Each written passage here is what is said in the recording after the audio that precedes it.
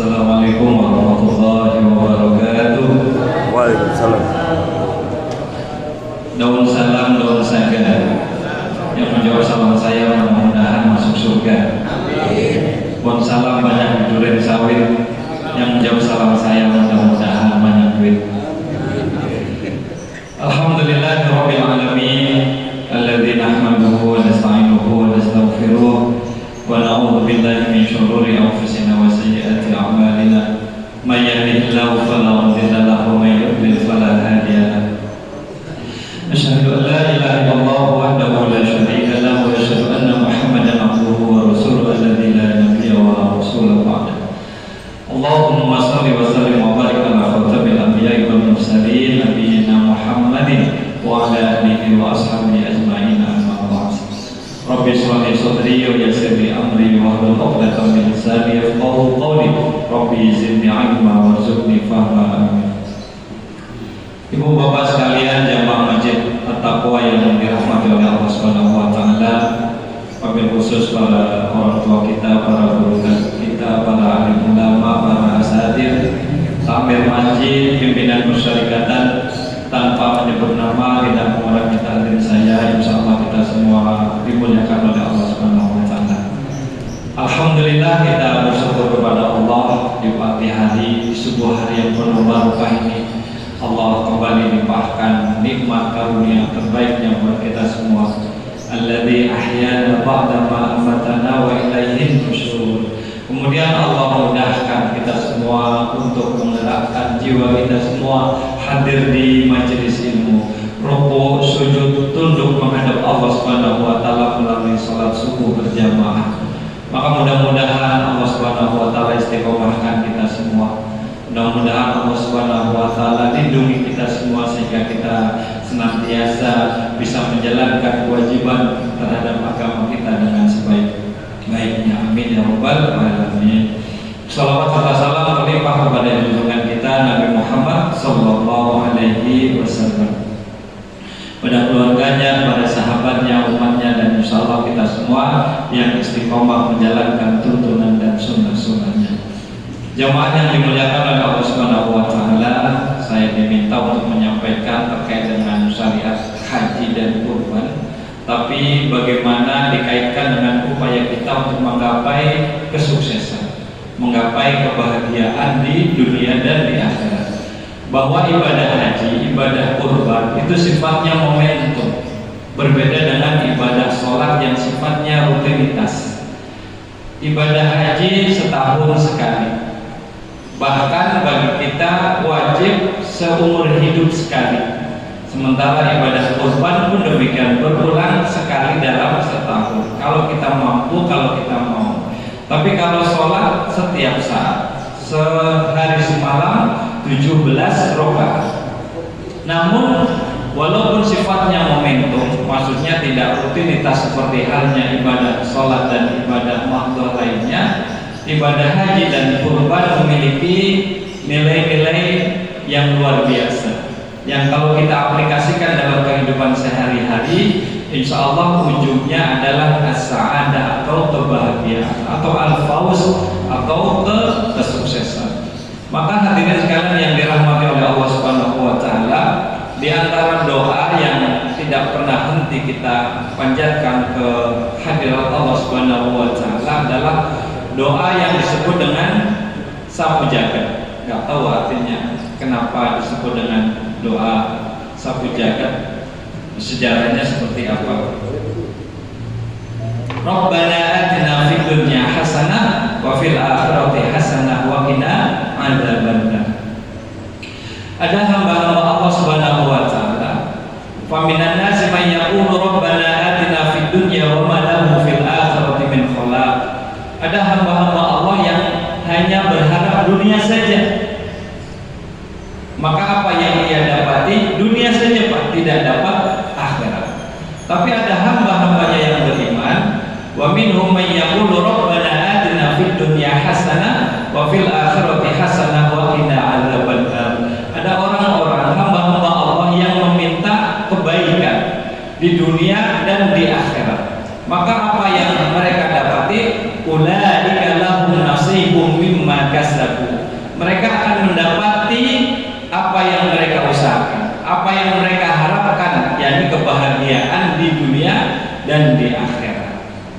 maka kita berharap kebaikan di segala yang kita miliki, harta benda kita, ilmu kita, keluarga kita, pekerjaan kita, aktivitas kita, rutinitas kita, semuanya mengandung atau membawa kebaikan.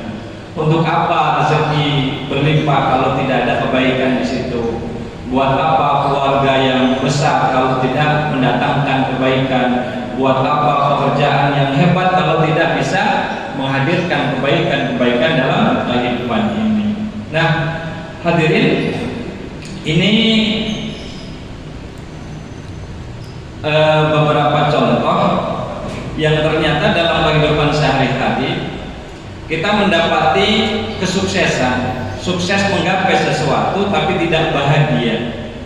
Ada, Bapak tahu apa bacanya, Johnson apa ini? Johnson dan Johnson bacanya apa? Tahu kan produknya Pak Bu? Iya, seperti produk bedak bayi, alat-alat kebersihan bayi. Ada Casey Johnson, adalah putri dari seorang ibu sosialita, Sel Johnson, meninggal dunia dalam usia yang relatif muda, lebih kurang 30 tahunan. Mati dalam kesepian, dalam kesendirian di apartemennya, ditemani apa? Narkoba. Padahal bergelimang harta, ia tidak bahagia. Kenapa? Karena orang tuanya amat luar biasa sibuknya. Ternyata harta benda berlimpah tidak menjamin seseorang untuk bahagia. Kemudian ini fenomena kawin cerai di kalangan artis, cantik, ganteng, bergelimang harta, terkenal, apalagi Pak.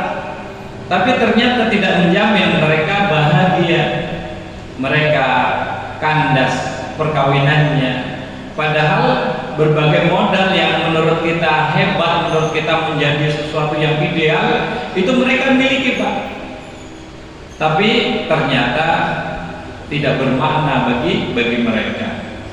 Kemudian ini ada polisi, ini ada Pak polisi nggak tadi ada, ya, nekat lompat dari angkot. Kenapa? Karena depresi Pak, karena depresi sehingga dia stres, kemudian dia lompat dari angkot. Ada seorang perempuan muda di Singapura terjun dari apartemennya di lantai 15, mati dia Pak, menjadi manusia geprek, hancur badannya. Ketika ditelisik apa sebabnya, ternyata dia depresi. Kenapa depresi? Karena dibully sama teman-temannya. Karena dia punya jerawat Pak, punya jerawat, kemudian dibully sama teman-temannya, akhirnya depresi, dia bunuh diri, terjun dari apartemennya. Kemudian ini remaja-remaja kita, mereka berusaha mengekspresikan kebahagiaannya, katanya bahagia dengan, mohon maaf, berlaku kriminalitas, kegiatan-kegiatan yang menurut mereka menyenangkan, kegiatan-kegiatan yang menurut mereka bisa mendatangkan kesenangan daripada rutinitas yang membosankan, seperti belajar, seperti beraktivitas yang positif. Mereka lebih kepada pergaulan bebas, mengekspresikan keinginannya. Tapi apa yang terjadi?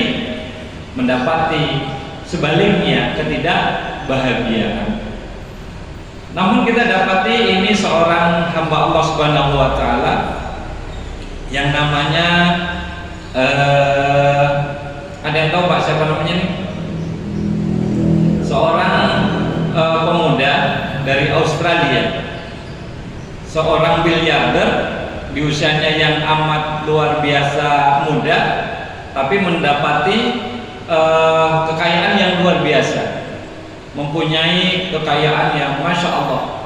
Dia biasa memakai merek-merek ternama, terkenal, branded. Ada sendalnya yang 5 juta, ada kaosnya yang 15 juta, nggak ngerti seperti apa. Belum lagi rumah mewahnya, belum lagi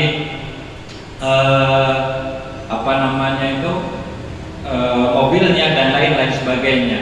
Ali Banat namanya, meninggal di usia yang relatif muda. Karena apa? Karena kanker getah bening. Divonis oleh dokter bahwa usianya cuma beberapa bulan ke depan. Kemudian dia merubah hidupnya yang tadinya bergelimang harta, glamor, kemudian dia menginfakkan, mendermakan semua harta bendanya untuk mereka-mereka para fakir miskin yang ada di Afrika. Kemudian di akhir kehidupannya dia berkata bahwa melihat senyum mereka yang aku tolong ternyata lebih indah, lebih membahagiakan daripada bergelimangnya aku dalam harta benda. Jadi itu Pak. Kemudian maka penting bagi kita ternyata Bapak Ibu sekalian untuk berbagi supaya kita menggapai kesuksesan. Berbagi dengan apa yang kita punya, kita mau, kita bisa. Dengan harta, dengan ilmu, dengan kebaikan, minimal dengan senyum Pak. Itu mendatangkan kebahagiaan. Ternyata simpel berbahagia dan membahagiakan. Nanti kita lihat konsep di dalam Al-Quran. Ini beberapa kegiatan saya dengan anak-anak asuh, bahwa sukses diri dengan berbagi. Maka ada orang yang mengatakan bahwa kalau saya berpendidikan tinggi saya akan bahagia. Saya akan bahagia kalau bergelimang harta. Saya akan bahagia kalau bisa menikahi wanita yang cantik. Kayaknya saya akan bahagia kalau banyak anak, punya anak yang hebat, yang berhasil, yang sukses. Saya kayaknya akan bahagia kalau bisa menjadi anggota dewan, misalkan punya jabatan, punya kedudukan. Tapi ternyata seringkali kita dihadapkan pada hal yang sebaliknya Pak. Nah, masalahnya bisa jadi terkait dengan konsep diri, terkait dengan kebahagiaan. Konsep diri terkait dengan kebahagiaan yang salah. Maka penting bagi kita untuk sukses dan bahagia. Bukan sekedar sukses tapi tidak bahagia, tapi sukses bahagia. Maka konsep kebahagiaan di dalam Al-Quran ada kata-kata sa'adah. Sa'adah artinya bahagia. Sa'adah. Fa'ammal ladzina su'idu fa fil jannati khalidina fiha. Adapun orang-orang yang berbahagia maka tempatnya di dalam surga. Jadi para ahli surga mereka adalah orang-orang yang bahagia. Tadi yang doanya Pak, fa wa minhum may yaqulu rabbana atina fid dunya hasanah wa fil akhirati hasanah wa qina adzabannar. Ditegaskan oleh Allah Subhanahu wa taala, ulaika lahum nasibum mimma kasabu wallahu sari'ul hisab. Kemudian ada kata-kata fauzan, faza yafuzu fauzan, faiz udah jadi nama orang semua Pak. Sa'adah seperti sa'adah pun jadi nama orang. Wa may yuti'illaha wa rasulahu faqad faza fauzan 'azima. Innalil muttaqina mafaza. Ada kata-kata mafaza, fauzan, faiz, faza artinya apa? Sukses. Orang yang memperoleh kemenangan. Barang siapa menaati Allah dan Rasulnya, maka sesungguhnya ia telah mendapat kemenangan yang besar. Kemudian satu lagi ada kata-kata falah Pak. Qad aflahal mu'minun. Dalam sehari semalam minimal kita mendengar seruan azan 5 kali. Bacanya adalah hayya 'alal falah. Allah seru kita semua untuk menggapai al-falah. Al-falah itulah di antara makna yang mewakili kata-kata fauz dan sa'adah. Jadi sukses dan bahagia. Qad aflahal mu'minun, dan sukses bahagia itu hanya dimiliki oleh mereka-mereka yang beriman. Sementara orang-orang yang kafir, innahu la yuflihul kafirun, sesungguhnya orang-orang kafir itu tidak akan bahagia. Tadi Pak, bergelimang harta boleh Pak, tapi ternyata tidak mendapati kebahagiaan dalam dalam keberlimpahan hartanya. Kedudukannya luar biasa tinggi, tapi tidak membahagiakannya. Di Jepang dengan segala aktivitas yang luar biasa, teknologi yang dahsyat, yang canggih, tapi ternyata tidak mendapati bagi para penduduknya kebahagiaan yang sejati. Gampang banget Pak mereka mengakhiri kehidupannya dengan bunuh diri. Kenapa? Karena depresi. Sementara kita Indonesia Pak sepertinya negara dengan orang-orang yang paling bahagia. Bener Pak? Kita di Indonesia itu semua itu gampang, menyenangkan. Ya mungkin karena kita terlalu cuek, karena kita terlalu santai, terlalu tidak terlalu apa ya istilahnya stres dengan kehidupan ini Pak. Maka walaupun kita mohon maaf belum dikatakan sebagai negara maju, negara sejahtera pun belum, tapi angka bunuh dirinya kecil Pak. Angka bunuh dirinya kecil. Kenapa? Karena di antara orang-orang yang bahagia itu ya didapati di Indonesia. Pulang kerja macet santai aja, pulang kerja lewat jalan satu-satunya ternyata ditutup. Buat apa Pak? Buat acara kawinan, acara pesta, akhirnya muter santai aja Pak.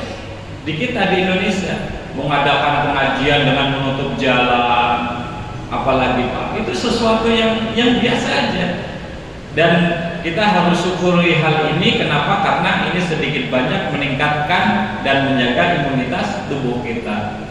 Kemudian ada 3 kunci kebahagiaan. Ini contoh saja Pak, beberapa hal yang menjadikan seseorang itu bisa bahagia atau sebaliknya. Min sa'adati ibni Adam salasatun wa min siqwati ibni Adam salasatun. Bahwa ada 3 yang menjadikan seseorang itu bisa bahagia, 3 hal yang bisa menjadikan seseorang itu sengsara. Apa yang pertama Pak? Almar'atus sholihah, istri yang solehah. Ada yang masih menderita di sini Pak Najri, yang belum menikah, kecuali yang anak kita, ananda kita. Kalau belum mudah-mudahan segera mendapati jodohnya. Amin. Atau yang kedua boleh. Yang pertama almar'atus sholihah. Yang kedua wal maskanus sholih. Rumah yang soleh, rumah yang baik, bukan rumah yang mewah. Silahkan boleh bermewah-mewah, bermegah-megahan Pak kalau kita bisa. Tapi ternyata yang dikatakan oleh Nabi adalah al-maskanus sholih. Nah yang ketiga adalah al-markabus sholih, kendaraan yang baik. Nggak harus mewah tapi baik, tapi bagus. Repot juga Pak kalau punya kendaraan tapi dikit-dikit mogok, punya istri dikit-dikit ngambek, punya anak cicilan dulu, kemudian punya rumah bocor, ya repot juga Pak. Jadi ada istilahnya terpenuhinya kebutuhan material, itu penting Pak. Maka di dalam Al-Quran, wa min ayatihi an khalaqalakum min anfusikum azwaja litaskunu ilaiha wa ja'ala bainakum mawaddata wa rahmah. Ada kata-kata mawaddah. Mawaddah itu artinya apa Pak? Berasal dari kata-kata madah, kasih sayang yang itu didasarkan pada ketertarikan seseorang itu pada sesuatu yang indah, sesuatu yang bagus, yang sifatnya material, cantik, ganteng. Seseorang menikahi seorang wanita, katanya bukan melihat fisiknya, itu gombal, bohong Pak. Pasti lihat fisiknya, lihat cantiknya, lihat gantengnya. Kalau seseorang bilang saya nggak melihat fisik, itu namanya bohong Pak. Kenapa dia nggak nikah sama nenek-nenek? Nggak mau dia, pasti pingin apa dengan melihat cantiknya, gantengnya, baiknya, pinternya, itu namanya madah. Maka kewajiban nafkah itu penting Pak. Seorang istri kalau nggak dinafkahi Pak, nafkah batin doang, pegel juga Pak. Lama-lama protes dia. Makan mungkin sesekali sepiring berdua, awal-awal nikah ya setikar berdua, sepiring berdua, kayaknya mesra banget Pak. Tapi lama-lama bosan juga Pak, protes dia Pak. sebulan dikasih namanya nafkah duit, kemudian bulan depannya nggak dikasih, bulan depannya lagi nggak dikasih, terus lama-lama berubah. Kenapa? Karena itulah yang dimaksud dengan madah, cinta yang didasari pada terpenuhinya kebutuhan material. Jadi penting Pak itu ngasih duit, ngasih rezeki, ngasih bonus, ngasih hadiah. Coba tanyakan kepada para istri kita, yang terpenting dari suami apa Bu? Duitnya, ya kan? Ada suami jarang pulang tapi duitnya ngalir terus. Sementara ada suami setiap saat ada di rumah tapi kagak punya duit, mana dia pilih? Nah, yang penting duitnya ngalir terus Pak, ya kan? Maka madah penting bagi kita, bagi suami itu untuk mencari duit sebanyak-banyaknya supaya bahagia. Nah, prinsip kesuksesan yang pertama itu ikhlas Pak. Harus ikhlas, motivasinya karena Allah Subhanahu wa taala menikahi seorang laki-laki. Padahal si perempuan cantik, sementara laki-lakinya biasa-biasa saja.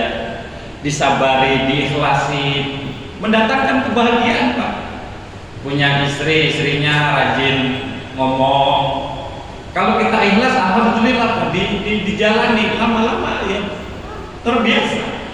Lama-lama terbiasa.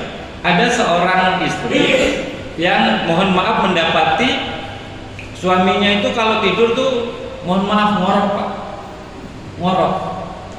Ya.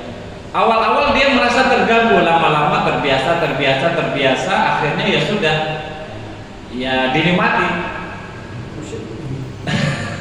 Suatu saat mohon maaf suaminya kecelakaan, meninggal dunia. Di antara yang dia kangeni setiap malam adalah suara ngoroknya. Begitu Pak. Jadi kuncinya adalah ikhlas. Ikhlas karena Allah Subhanahu wa taala. Orang yang ikhlas menurut surat Al-Hijr ayat 39 itu enggak bakalan digelincirkan oleh setan. Salat ikhlas lillahi taala, maka akan khusyuk. Bersedekah lillahi taala, maka akan tenang hatinya Pak. Kurban ikhlas karena Allah Subhanahu wa taala. Dilalahnya mohon maaf kebetulan takmirnya itu tidak membagi sebagian dari dagingnya, lupa. Ya dia santai aja, biasa aja. Kenapa? Karena memang niatnya karena Allah Subhanahu wa taala. Jadi kalau segala sesuatu diniatkan karena Allah, maka akan menjadi tenang. Maka menuntut ilmu karena Allah Subhanahu wa taala, mencari harta karena Allah, mencari kedudukan pun karena Allah Subhanahu wa taala. Di dalam Al-Qur'an ada hamba-hamba Allah itu yang la yakhafuna laumata laim. Mereka tidak peduli Pak dengan segala cercaan. Kenapa? Karena niatnya ikhlas karena Allah Subhanahu wa taala. Ketika dipuji dia tidak jumawa, ketika dia dihina dia tidak minder atau depresi. Jadi pertama harus ikhlas karena Allah Subhanahu wa taala. Seseorang yang menikah harus didasari pada niat ikhlas karena Allah Subhanahu wa taala. Luruskan niat. Kita mengurus masjid, kalau nggak ikhlas repot Pak. Udah capek urus masjid segala macam, masih ada juga yang nyinyirin, yang panas jadi betul ya. Tapi karena ikhlas karena Allah Subhanahu wa taala, kita menjadi tenang, menjadi santai, menjadi lebih rileks. Itu Pak. Jadi prinsipnya itu lillahi ta'ala karena Allah Subhanahu wa taala. Yang kedua, berada di atas fitrah. Bahwa agama Islam adalah agama yang paling pas dengan fitrah kemanusiaan. Dan fitrah yang utama adalah fitrah ketuhanan.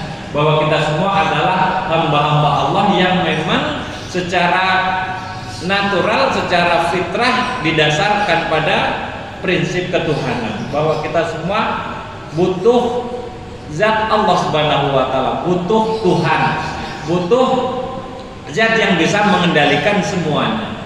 Ada yang katanya tidak percaya Tuhan, ateis.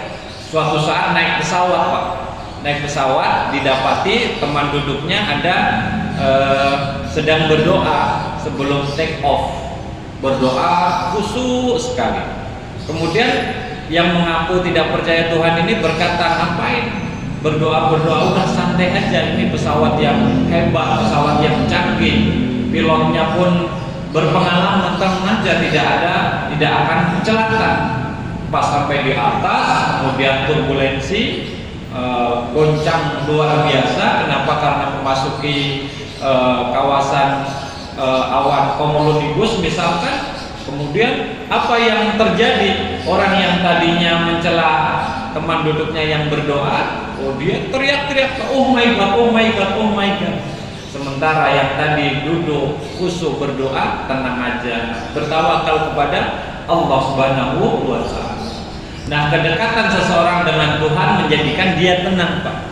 Mereka yang jauh dari Allah, dekat dengan harta, dekat dengan kekuasaan, dekat dengan hingar-bingarnya dunia, tapi jauh dari Allah Subhanahu wa Ta'ala, akan mendapati hal yang sebaliknya dari apa yang ia inginkan. Ia akan sengsara. Maka fa'aqim wajhaka lid-dini hanifa fitratallahi allati fataran nasa 'alaiha. Maka hadapkanlah wajahmu dengan lurus kepada agama Islam sesuai fitrah dari Allah Subhanahu wa Ta'ala yang telah menciptakan manusia menurut fitrahnya itu. Nah, manusia berdiri di atas fitrahnya, maka laki-laki menikah dengan perempuan, bukan laki-laki dengan laki-laki. Prinsipnya adalah ikhlas dan di atas fitrah, Pak. Ada karena keinginan dirinya, ada misalkan karena prinsipnya adalah pokoknya nggak merepotin orang, nggak merugikan orang, ini hak asasi. Kemudian dia melampiaskan keinginannya bukan pada tempatnya. Laki-laki suka laki-laki, perempuan suka dengan perempuan. Kemudian ada seseorang, ini di mana Pak? Tahu Pak? Yang ini di Semarang. Pernah saya sampaikan di sini kalau nggak salah itu pernikahan seorang wanita muslimah dengan laki-laki Katolik. Ketika ditanya alasannya apa, ternyata saya sudah merangkum, kata dia itu lebih kurang 100 kriteria ideal, 97-nya ada di laki-laki tersebut. Bayangin Pak, dia lebih mementingkan keinginan dirinya daripada keinginan Allah Subhanahu wa Ta'ala. Bahwa apapun alasannya, yang terpenting adalah seagama Pak, seakidah, seiman. Tetapi dia mengesampingkan yang utama ini, mengesampingkan ketentuan agama dan lebih mementingkan keinginan dirinya, sehingga dia memilih jodoh yang bukan seagama. Jadi kalau kita ikhlas, kemudian yang kedua didasarkan pada fitrah, maka insya Allah akan damai hidup ini Pak. Ketika sebaliknya ya akan repot dalam kehidupan ini. Nah, ini makna haji Pak. Makna haji. Haji, mudah-mudahan diantara kita yang belum ke tanah suci Allah segerakan. Amin ya Rabbal alamin. Daun salam, daun suci yang menjawab salam saya tadi, mudah-mudahan segera bisa naik haji. Amin ya Rabbal alamin. Apa arti haji? Haji itu artinya apa Pak? Menyengaja mengunjungi tanah suci untuk beribadah kepada Allah Subhanahu wa Ta'ala.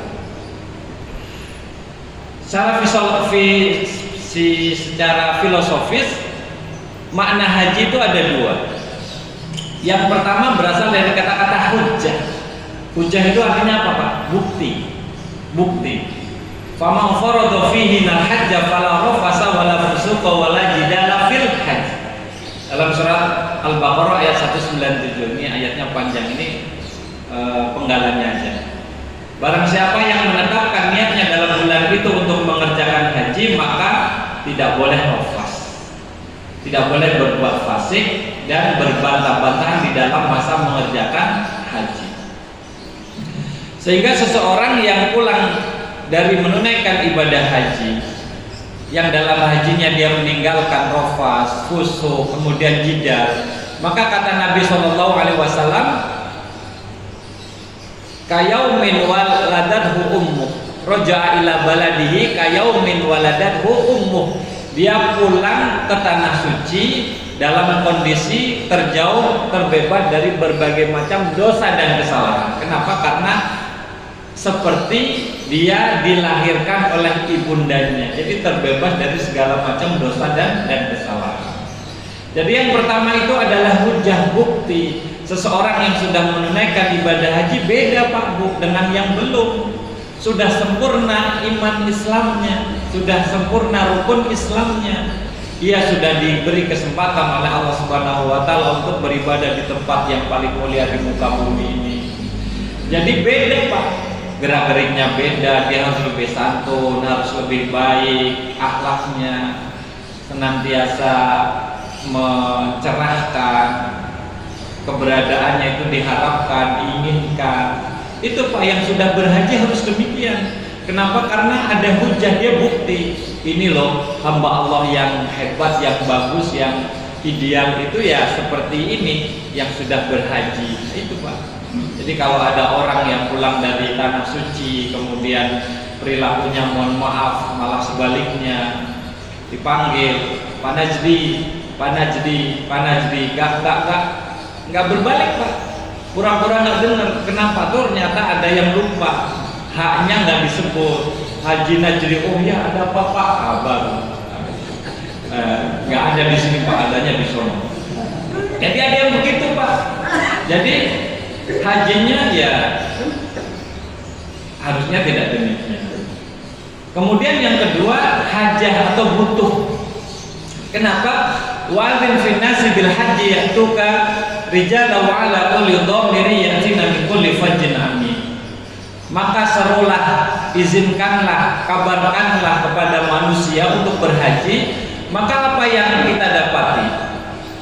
Ya'tuka rijala wa ala kulli dhamiri ya'tina min kulli fajjin amin. Maka para hamba Allah itu akan datang berbondong-bondong dengan berjalan kaki, dengan menaiki unta yang kurus, yang mereka berjalan dari penjuru dunia yang jauh. Haji wajib bagi yang mampu Pak. Walillahi 'alan nasi hijjul baiti man istata'a ilaihi sabila. Tapi ternyata siapa yang dominan Pak? Berkeinginan untuk haji, untuk umroh. Hamba-hamba Allah Subhanahu wa taala yang notabene bukan kaya Pak. Hanya karena punya aset satu-satunya dia jual. Kenapa? Demi memenuhi panggilan Allah Subhanahu wa taala. Maka kalau Bapak Ibu ingin segera ke tanah suci, itu caranya gimana Pak? Baca surat Al-Fatihah. Baca apa lagi Pak? Bu, An-Nas, Al-Falaq, Al-Ikhlas. Kemudian jangan lupa buka surat Tanah. Insya Allah segera, ya Insya Allah segera. Nah, ini contohnya Pak. Ibadah haji itu bukan perkara yang gampang Pak, ya kan? Waktunya lama, daftar tunggu. Sekarang di DKI itu sampai 30 tahun Pak. Kalau di Depok nggak tahu berapa tahun. Kemudian ketika di sana apa yang kita dapati? Berdesak-desakan. Ketika sa'i, ketika tawaf, ketika melempar jumroh, ketika berada di padang Arafah. Panasnya luar biasa walaupun sekarang sudah banyak fasilitas-fasilitas pakai AC segala macam. Tapi prinsipnya itu melelahkan, merepotkan, capek. Tapi kenapa masih dibela-belain Pak? Dibela-belain karena hajat, karena butuh. Seorang hamba butuh beribadah di tempat yang paling mulia di sisi Allah Subhanahu wa taala. Bertemu langsung di tempat yang paling indah di dunia. Sekali umroh, pingin umroh lagi, pingin umroh lagi. Sekali haji, pingin ke sana lagi. Kenapa? Karena dia butuh, karena hajat. Tidak ada di dunia ini satu tempat yang dikunjungi orang setiap saat dalam jumlah yang luar biasa banyak kecuali ya di tanah suci ini Pak. Kenapa? Karena hajat, karena butuh. Seperti seorang hamba yang bangun malam sementara yang lain tertidur lelap. Kenapa? Karena dia butuh Pak, butuh pertemuan dengan Allah Subhanahu wa taala. butuh munajat dengan Allah Subhanahu wa taala, dia ingin mencurahkan segala kerinduannya dengan Allah Subhanahu wa taala. Maka haji yang pertama itu hujjah, bukti. Yang kedua adalah hajat, karena seseorang itu butuh. Maka penting bagi kita untuk menumbuhkan rasa butuh dalam ibadah, Pak. Butuh ruku, sujud, butuh berkhalwat, berdiam diri menghadap Allah Subhanahu wa taala. Nah, kebutuhan-kebutuhan inilah yang ketika terpenuhi dengan sebaik-baiknya akan mendatangkan kebahagiaan pada diri seseorang. Kemudian kurban. Apa arti kurban? Kurban berasal dari kata-kata korba. Korba yang artinya dekat. Nah, pegang Quran kan?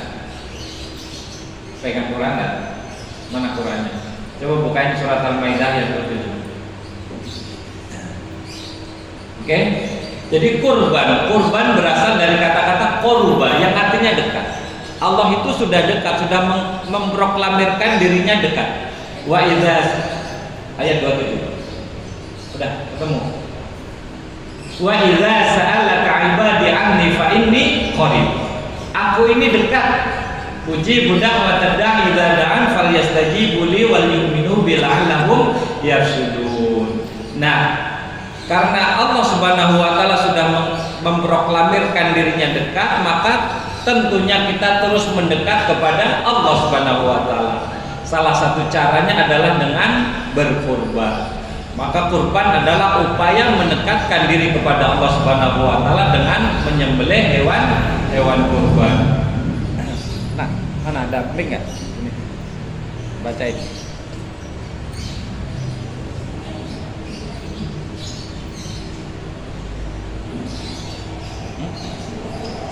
Oh, enggak sampai. Belah mana? Belah sini.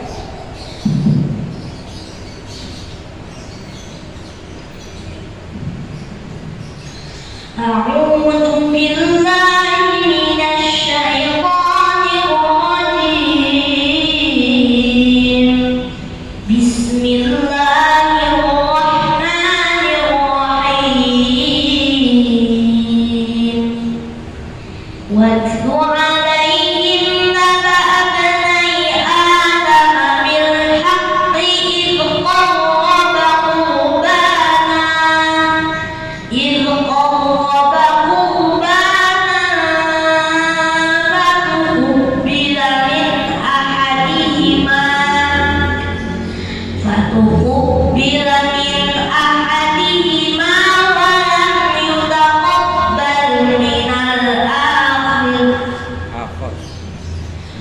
ولم يتقبل من الآخر قال لأقتلنك قال إنما يتقبل الله من المتقين صدق الله العظيم. Ya, terima kasih Naya. Watslu alaihim naba'a ibni Adam bil haqq idz qarraba qurbanan fatuqbila min ahadihima wa lam yutaqabbal min al-akhar qala la'aqtulannaka qala innama yataqabbalu Allahu minal muttaqin. Kisah kurban yang dialami oleh Habil dan Qabil, dua anak Nabi Adam. Habil seorang peternak, maka dia mengorbankan hewan ternaknya yang bagus-bagus, yang gemuk-gemuk, yang sehat-sehat. Sementara Qabil yang seorang petani mengorbankan buah-buahan busuk, sayuran-sayuran busuk. Maka fatuqbila min ahadihima, Allah menerima kurbannya Habil, walam yataqabbal minal akhar, dan tidak menerima kurbannya Qabil. Qala la'aqtulannaka, kemudian si Qabil marah, kemudian ingin membunuh adiknya Habil. Kemudian Habil berkata, innama yataqabbalullahu minal muttaqin, sesungguhnya Allah hanya menerima kurbannya dari orang-orang yang bertakwa. Jadi kurban itu upaya mendekatkan diri kepada Allah Subhanahu wa taala dengan menyembelih hewan kurban. Kemudian apa spiritnya? Yang pertama adalah belajar untuk ikhlas. Belajar untuk ikhlas. Terkait dengan hewan kurban misalkan, Allah Subhanahu wa taala berfirman, la yanalallaha luhumuha wala dima'uha walakin yanaluhut taqwa minkum. Daging-daging unta dan darahnya itu sekali-kali tidak dapat mencapai keridhaan Allah Subhanahu wa taala, tetapi ketakwaan dari kamulah yang dapat mencapainya. Jadi innama yataqabbalullahu minal muttaqin. Prinsipnya adalah ikhlas karena Allah Subhanahu wa taala. Memang yang terbaik adalah kurban yang terbaik. Hewan kurban yang sehat, yang gemuk, yang tidak berpenyakit, yang mahal. Tapi yang utamanya adalah niatnya karena Allah Subhanahu wa taala. Buat apa mohon maaf berkurban kalau gagal-gagalan? Prinsipnya adalah lillahi ta'ala. Kemudian berhaji pun demikian Pak. Haji supaya ingin dipanggil Pak Haji, Bu Haji, supaya dapat gelar H di depannya karena dia mau nyalek. Tidak bisa Pak. Jadi man hajja lillahi walam yarfus walam yafsuk roja'a ka yaumin waladatuhu ummu. Seseorang yang berhaji kemudian tidak berkata-kata kotor, kemudian tidak berbuat fasik, maka dia pulang ke tanah airnya seperti dia dilahirkan oleh ibundanya dahulu. Jadi pertama itu belajar ikhlas. Sudah sampai ke tanah suci, berdesak-desakan, mungkin mendapati fasilitas yang kurang memadai, ada saja, belum lagi mungkin mohon maaf tersesat dan lain-lain sebagainya. Kalau bukan ikhlas karena Allah Subhanahu wa taala, capek Pak, ya, capek sekali. Kemudian yang kedua, belajar untuk mengikuti tuntunan Nabi Shallallahu alaihi wasallam, bahwa di dalam kehidupan ini ada aturan-aturan yang harus kita indahkan. Nggak boleh kita sepelekan aturan sekecil apapun Pak. Apalagi kalau sudah sifat yang menjadi kesepakatan bersama, sudah menjadi norma, maka ketika kita mengikutinya, maka insya Allah kita akan tentram, akan bahagia. Tapi kalau sebaliknya, kita akan sengsara. Nah, ini kita belajar dari syariat haji dan kurban. Belajar untuk mengikuti tuntunan Nabi Muhammad Sallallahu Alaihi Wasallam. Terkait hewan kurban misalkan harus cukup umur, tidak cacat, tidak berpenyakit, merupakan hewan ternak, kemudian milik sendiri. Ini ada aturan-aturannya Pak. Maka kalau misalkan kita berkurban dengan hewan yang cacat, maka tidak diperkenankan.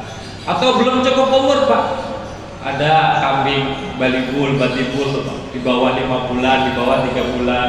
Oh, kalau di stok di satu ya enak gitu Pak, ya empuk ya. Tapi kalau dikurbankan belum boleh. Kenapa? Karena belum cukup umur. Kita harus ikuti itu karena ketentuannya demikian. Oh, saya mau kurban ayam aja karena saya peternak ayam. Tidak bisa Pak. Tetap harus ikuti ketentuan yang ada. Hewan kurban, hewan yang sudah ditentukan.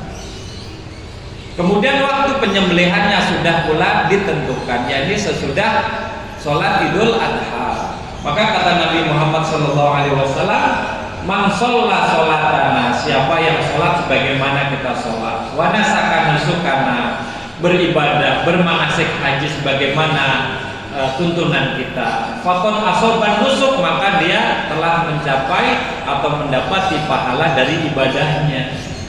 Wa man nasaka qabla sholati fa innahu qabla sholah wa la nusuka lahu. Maka barang siapa yang berkurban sebelum sholat Idul Adha, maka itu hanyalah sembelihan yang ada, sembelihan yang biasa dan tidak dianggap kurban. Padahal sama-sama menyembelih Pak, yang disembelih sama, tetapi waktunya berbeda, maka nilainya pun pun berbeda. Kemudian kata Nabi SAW, "Litaqulu manasikakum fa inni la adri la'alli la ahujju ba'da hajjati hadhihi." Jadi ambillah dariku manasik-manasik kalian, karena sesungguhnya aku tidak mengetahui, mungkin saja aku tidak berhaji setelah hajiku ini. Kemudian yang ketiga, belajar untuk meninggalkan larangan. Larangan seseorang ketika berpakaian ihram. Kemudian larangan bagi mereka yang ingin berkurban. Tuntunannya adalah ketika masuk 1 Zulhijjah tidak memotong kuku dan rambutnya. Ini sekedar tuntunan, tidak sampai haram Pak. Maksud saya, seseorang misalkan sudah berkeinginan untuk menyembelih hewan kurban, kemudian masuk tanggal 1 Zulhijjah, kemudian 2 Zulhijjah atau 3 Zulhijjahnya dia memotong rambutnya, memotong kukunya, boleh enggak Pak? Boleh aja, nggak sampai haram.